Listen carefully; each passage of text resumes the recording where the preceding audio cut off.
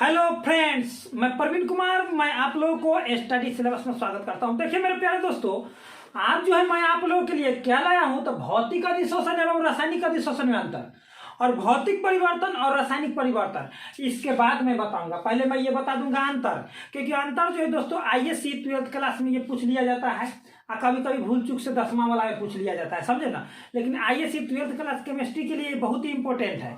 लेकिन रासायनिक परिवर्तन और भौतिक परिवर्तन जो है वो सभी क्लास के लिए भैया, झांडू बाम से लेकर के 1 बाम 3 काम 4 काम सब के लिए है, समझे ना। हाँ, वो वाला। और इसमें भी ऑब्जेक्टिव में पूछ लिया जाता है दोस्तों, कोई भी कंपटीशन एग्जाम में। आईएससी के लिए इंपॉर्टेंट है, ये है जो आज मैं बताने जा रहा हूँ। तो आप लोग पूरा देखिए ना मेरे भाई।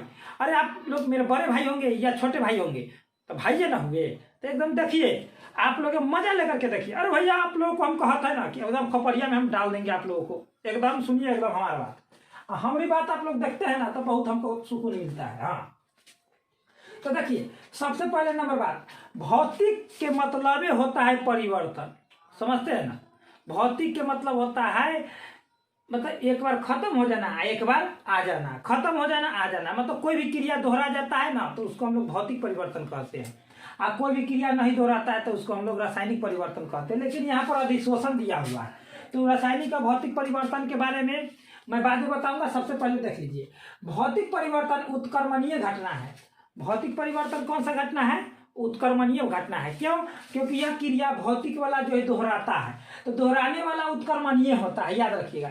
कोई भी क्रिया दोहराएगा तो उसको हम लोग उत्क्रमणीय कहेंगे। और रासायनिक अधिशोषण है, यह अनुत्क्रमणीय है। तो रासायनिक वाला जो होता है अधिशोषण वह दोहराता नहीं है, जो हो गया सो हो गया।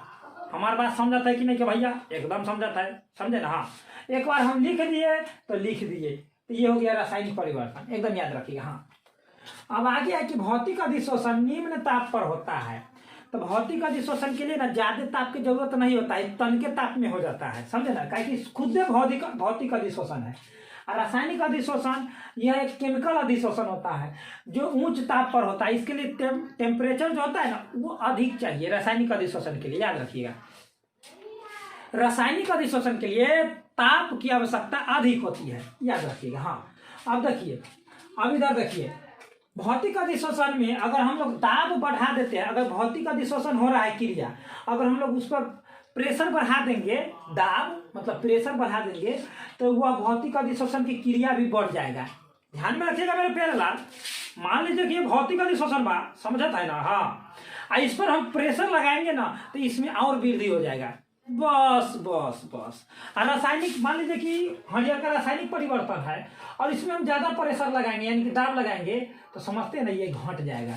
तो वही बात है कि भौतिक अधिशोषण में दाब अगर हम बढ़ाएंगे तो भौतिक अधिशोषण बढ़ जाएगा, जबकि रासायनिक अधिशोषण में हम लोग दाब बढ़ाएंगे तो रासायनिक अधिशोषण की घटना जो है घट जाएगा, क्रिया घट जाएगा।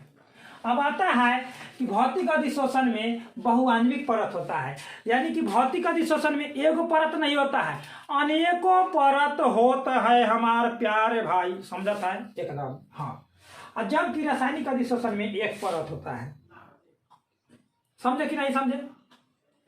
रासायनिक अधिशोषण में एक ही लेयर होता है, परत मतलब होता है लेयर, और इसमें अनेक लेयर होता है। बहुआण्विक मतलब एक से अधिक, इसमें एक से अधिक लेयर रहता है। परत को हम लोग इंग्लिश में लेयर कहते हैं, अधिक, एक से अधिक लेयर रहता है। अब हम लोग आगे की ओर चर्चा करने से पहले एक बार दोहरा लेते हैं। देखिए, भौतिक अधिशोषण उत्क्रमणीय घटना है, रासायनिक अधिशोषण अनुत्क्रमणीय घटना है। भौतिक अधिशोषण निम्न ताप पर होता है, रासायनिक अधिशोषण उच्च ताप पर होता है। भौतिक अधिशोषण में दाब बढ़ाने पर भौतिक अधिशोषण बढ़ जाता है, रासायनिक अधिशोषण में दाब बढ़ाने पर रासायनिक अधिशोषण घट जाता है। भौतिक अधिशोषण में बहुआण्विक लेयर होता है, यानी कि परत होता है, बहुत परत होता है, जबकि रासायनिक अधिशोषण में एकल आणविक होता है, यानी कि सिंगल लेयर होता है। समझ गए? और भैया आप नहीं समझिएगा तो कौन समझेगा भैया? अरे एकदम आप लोगों को खोपड़िया में घुस गया होगा। अब हम जो चर्चा करने जा रहे हैं रासायनिक परिवर्तन और भौतिक परिवर्तन, तो देखिए पहले नंबर हम लोग पढ़ेंगे भौतिक परिवर्तन। क्या चीज? भौतिक परिवर्तन। और इधर पढ़ेंगे रासायनिक परिवर्तन। तो देखिए, भौतिक परिवर्तन के मतलब मैं बताता हूं।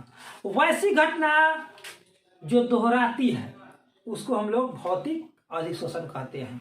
वैसी घटना जो दोबारा नहीं होती है या नहीं दोहराती है तो उसे हम लोग रासायनिक परिवर्तन कहते हैं। समझ रहे हैं ना? देखिए जैसे में हमारे कहने का अर्थ हुआ कि हमारे कहने का अर्थ समझिएगा। देखिए H2O क्या है? तो जल है। क्या है? तो जल है।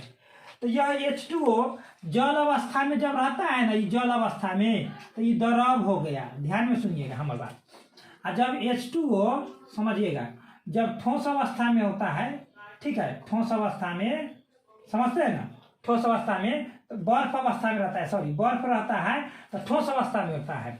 और जब H2O भाप रहता है, क्या भौम्यकर भाप रहता है, तो यह जो है गैसीय अवस्था में पाया जाता है। तो देखिए जल है, जल जो है तीनों अवस्था में पाया जाता है। कैसे? तो ध्यान दीजिएगा, अगर हम लोग बर्फ को गर्म करते हैं तो जल बनता है। अगर इसको हम लोग बर्फ को अगर हम लोग गर्म करते हैं, ध्यान दीजिएगा, अगर हम लोग बर्फ को अगर हम लोग गर्म करेंगे, हीट कर देंगे, प्लस कर देंगे, तो क्या बन जाएगा? जल। समझे ना? हाँ। और जब हम लोग भाप को ठंडा करेंगे तो जल बनेगा। याद रखिएगा।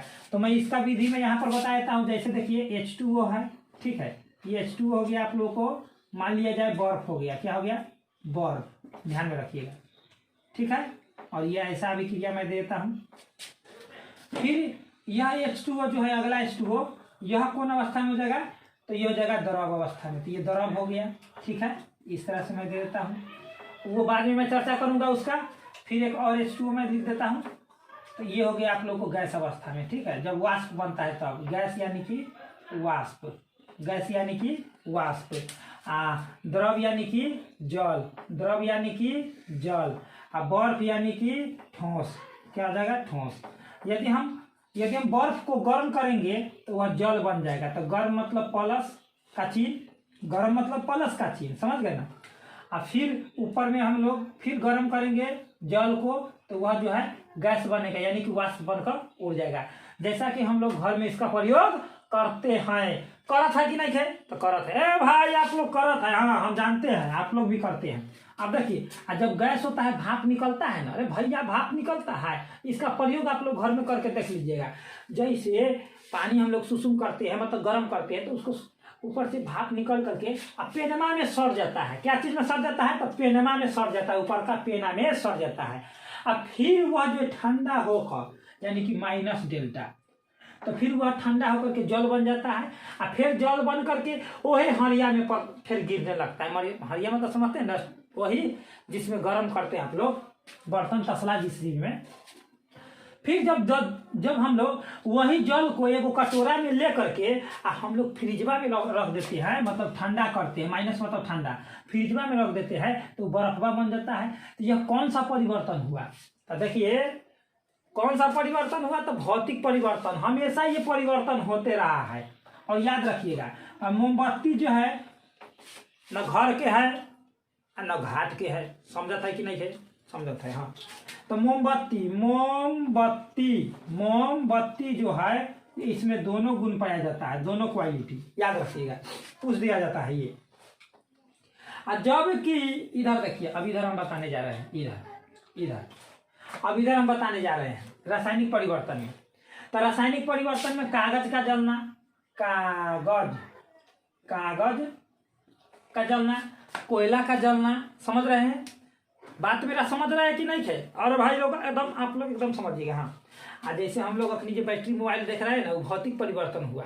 मोबाइल के बैटरी आवा है ना भैया, अरे वो देख रहे हैं ना, देख रहे हैं कि नहीं? हाँ, ओकर बैटरी जो है भौतिक परिवर्तन, क्योंकि उसको चार्ज किया जाता है। समझे? हाँ।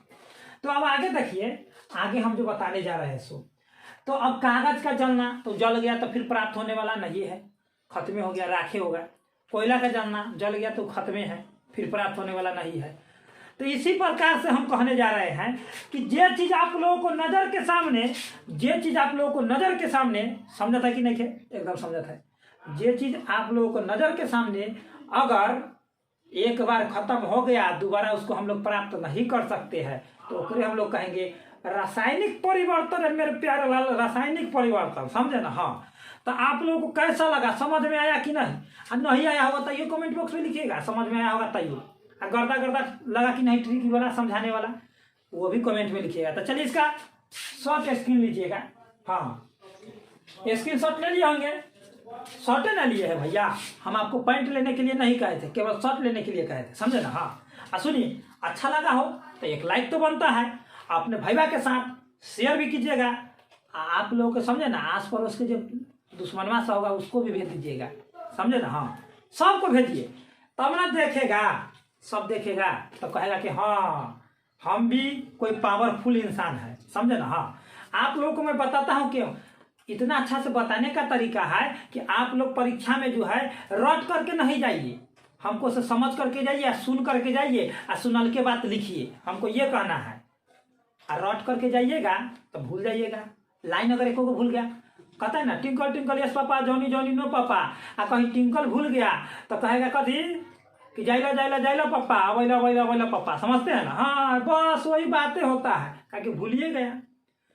आ जॉनी जॉनी यस पापा मतलब कि जे जॉनी कुत्ता के नाम होता है, तो बस पापा के तो वही बना दिया सब, समझते हैं ना। देखिए हम विरोध नहीं करते उसका, लेकिन मतलब में जॉनी मतलब डॉग का नाम होता है। तो कहिएगा आप लोगों को कैसा लगा ये वीडियो, अच्छा लगा कि नहीं लगा, और कमेंट बॉक्स में कमेंट करते रहिए। आप लोगों को जो जरूरत है मैं पूरा करते रहूंगा, कमेंट कीजिएगा क्या चाहिए आप लोगों को, सो मैं भरोसा करता हूँ कि आप लोग जरूर कमेंट कीजिएगा। तो चलिए दोस्तों, इतना ही पर, बेस्ट ऑफ लक, जय हिंद, जय भारत।